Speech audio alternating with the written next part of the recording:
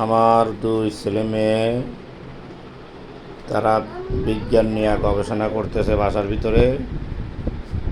ঈদের ছুটিতে দেশে যাওয়া বন্ধ, বাসায় বসে বসে বিজ্ঞান নিয়ে গবেষণা করতেছে কিভাবে পেট্রোল বানান যায়, কিভাবে দেশের উন্নতি করা যায়।